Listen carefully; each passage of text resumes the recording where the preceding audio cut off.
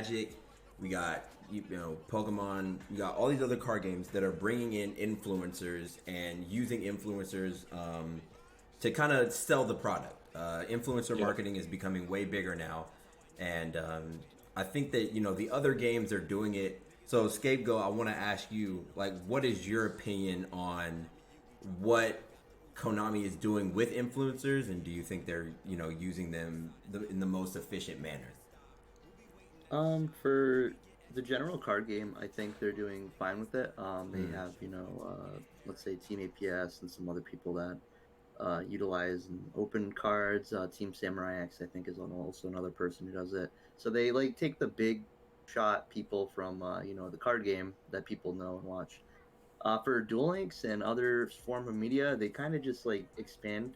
I think Kamell, if you can help me, Praz D, and some of the other ones, kind of not so much into Yu-Gi-Oh. Probably know about a little bit. ProZD, Slushy, and Swimstream. Yeah, Yeah, so collectively, ProZD is just a Viner, skit YouTuber. Swimstream plays Legends of Runeterra, and Slushy was a DJ. Dude, I forgot about ProZD doing Duel Links. That's so funny. I couldn't forget about him. I played him. Is that what he's doing now? He's doing. He was Duel at Links? virtual. No.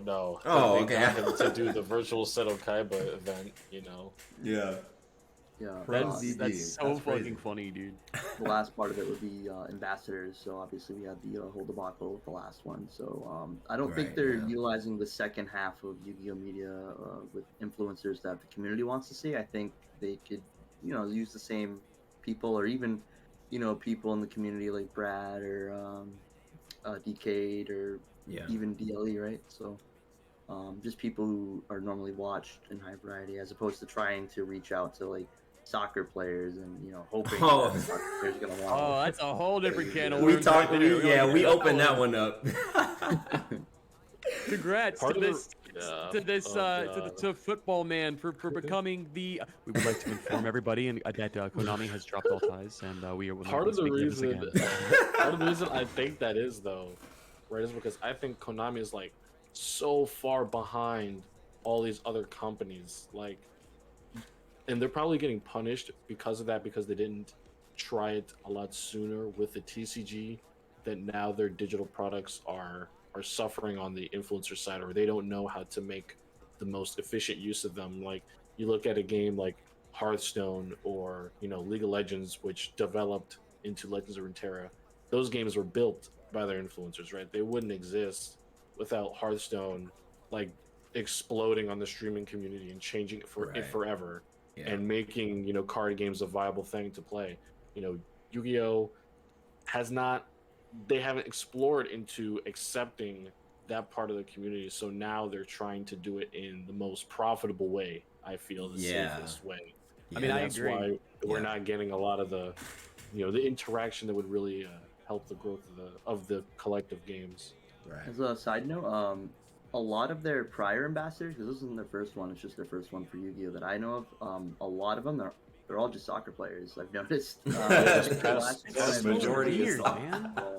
Why is I mean, that? I get it's a where big they sport chose in to Europe. Go? Yeah. It's because Pro Evolution Soccer. Yeah, I mean, yeah, Konami. No, has yeah, that you IP. know why. Yeah. That's just so that's It's so just whack like- to me though, dude, because like you have so many opportunities to like venture out for Yu-Gi-Oh fans who are like actually like, I guess I'll say like influencers who are actually like legit like play Yu-Gi-Oh obsessively every day. Right, yeah. Like are playing Dueling Book for hours and shit like that. Like, I mean, plenty of Yu-Gi tubers doing that. And yet you see all that and you choose some soccer player who's like, yeah, I love Red Eyes Black Dragon. Like, Yu-Gi-Oh! it's Yeah, like, that video was hard to watch. I It was get really they hard have to the watch. Pro Evolution Soccer IP. I really understand that from a business perspective. But as a player, I can't relate to that at all, man. It's like, what Kamell said was like the way that they're doing it. They're trying to do it, but they're doing it in the most profitable way. It ain't gonna work because the most profitable way is not always, and in most cases isn't the best for the player base. And like the influencer you get, they're gonna collect the bag at the end of the day, you know, These soccer players are getting a bag right At now. the end of the day, you know, it's a win for them. You know, we're the You might as losers well here. give the bag to like somebody who actually plays the game. You know what I mean?